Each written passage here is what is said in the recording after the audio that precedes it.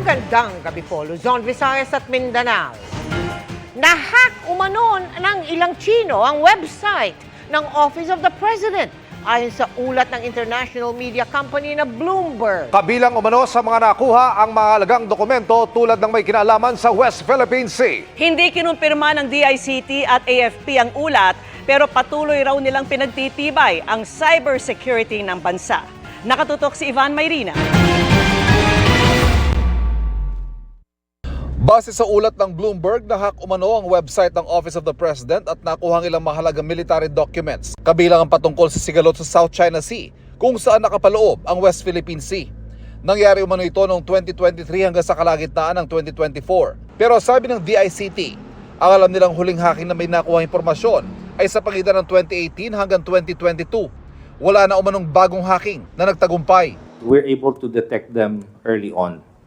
And when we do so, we are able to secure the database. What we've seen so far are old data from many years ago that are being regurgitated or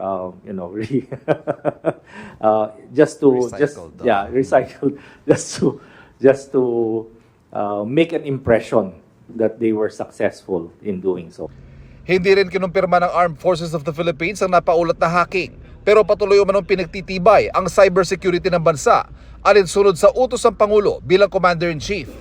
Tumutulong din ang mga kaalyado bansa ng Pilipinas. We have been trying to tweak our organization to the contemporary new challenges. We are able to detect and we are able to deter these attacks.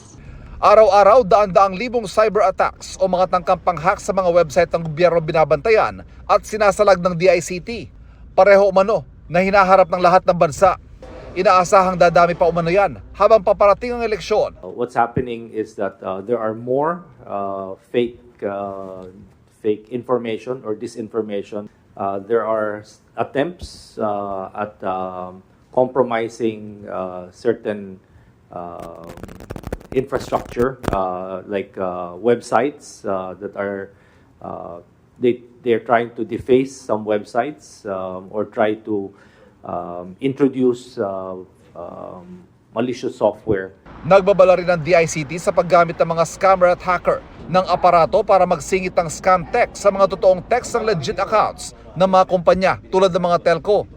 Napagkakamalan nitong legit kaya sinusunod ng mga nakatanggap kahit na kukunin lang ang impormasyon nila para mapasok ang kanilang e-wallet, bank o social media accounts. Pinag-aaralan na kung paano ito masasawata.